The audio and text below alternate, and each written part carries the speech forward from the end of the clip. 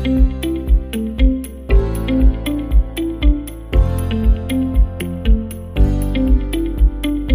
நம்ம பார்க்க போறது ஒரு லஞ்ச் காம்போ. நான் இன்னைக்கு ரொம்ப சுவையான வெஜ் புலாவும் மலாய் எக் மசாலா செய்ய போறேன். வாங்க நம்ம வீடியோக்குள்ள போலாம். ஃபர்ஸ்ட் நம்ம புலாவ் ரெடி பண்ணிடலாம். அதுக்கு ஒரு பிரியாணி பாட்ல ஒரு 4 டேபிள் ஸ்பூன் நெய் சேர்த்துட்டு அது கூட தேவையான அளவு ரீஃபைண்ட் ஆயில் சேர்த்துக்கோங்க. எண்ணெய் நல்லா காஞ்சதும் 7 கிராம்பு, 4 ஏலக்காய், 2 பிரிஞ்சி இலை, 2 ஸ்டார் ரின்ஸ், ஒரு பெரிய பட்டை துண்டு, 1/2 டீஸ்பூன் மிளகு சேர்த்துக்கோங்க. இது எல்லாம் நல்லா பொரிஞ்சதும் கேஷ்யூ கொஞ்சம் சேர்த்துக்கோங்க. சேர்த்து கேஷ்யூ நல்ல கோல்டன் பிரவுன் ஆனதும் நம்ம நறுக்கி வச்சிருக்கிற வெங்காயம் சேர்த்துக்கலாம். வெங்காயம் நல்லா ஃப்ரை ஆகட்டும்.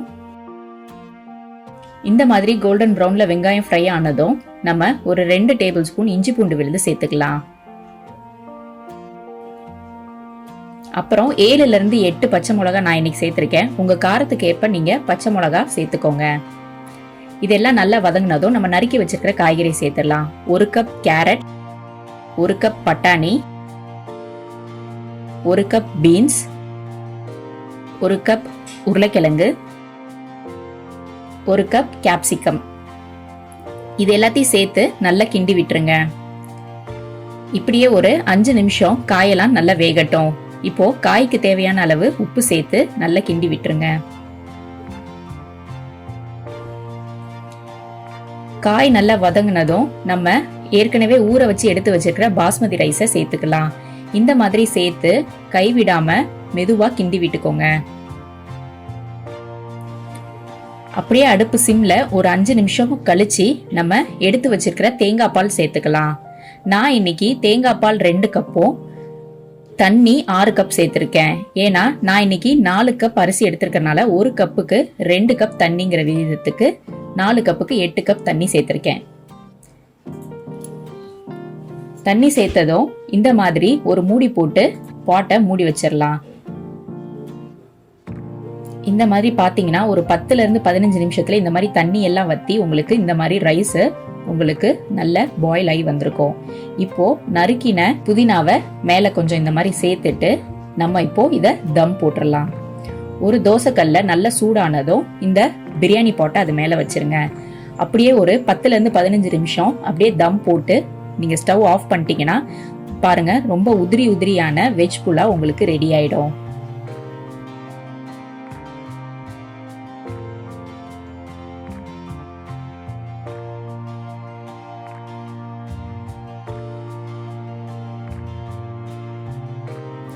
அடுத்து நம்ம பார்க்க போறது எக் மலாய் மசாலா பண்றது எப்படி. அதுக்கு நான் 5 பெரிய வெங்காயமும் 8 பச்சை மிளகாவும் ஒரு மிக்ஸி ஜார்ல சேர்த்து பேஸ்டா அரைச்சி எடுத்திருக்கேன். இப்போ ஒரு கடாயில தேவையான அளவு எண்ணெய் சேர்த்துட்டு எண்ணெய் நல்லா காஞ்சதும் நம்ம அரைச்சி எடுத்து வச்சிருக்கிற விழுது சேர்த்துக்கலாம். இந்த மாதிரி எண்ணெயில நல்லா சேர்த்ததும் நல்லா கிண்டி விட்டுக்கோங்க. ஒரு 2ல இருந்து 3 நிமிஷத்துல நமக்கு இந்த மாதிரி நல்ல வத்தி வரும். அந்த ஸ்டேஜ்ல நம்ம ஒரு 2 டேபிள் ஸ்பூன் இஞ்சி பூண்டு விழுது சேர்த்துக்கலாம். இந்த மசாலா உங்களுக்கு ஒரு 15 நிமிஷம் நீங்க அதே மாதிரி சிம்ல வச்சு நீங்க குக் பண்ணீங்கன்னா இந்த மாதிரி கன்சிஸ்டன்சி கிடைக்கும். இந்த ஸ்டேஜ்ல நம்ம ஒரு 2 கப் பால் சேர்த்துக்கலாம். இதுக்கு நீங்க நல்ல திக்கான பால் சேர்த்துக்கோங்க. பால் சேர்த்து நல்லா கிண்டி விட்டுருங்க.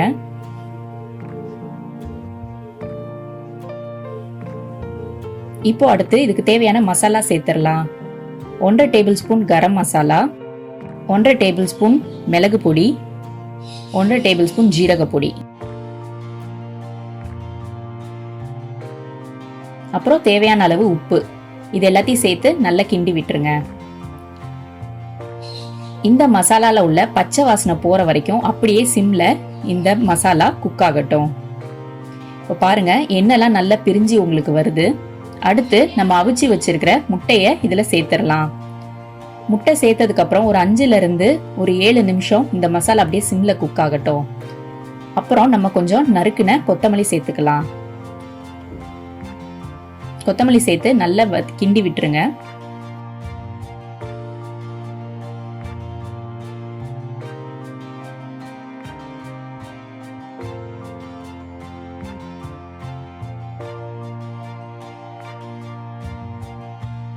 அவ்வளவுதாங்க, ரொம்ப சுவையான மலாய் எக் மசாலா ரெடி ஆயிடுச்சு.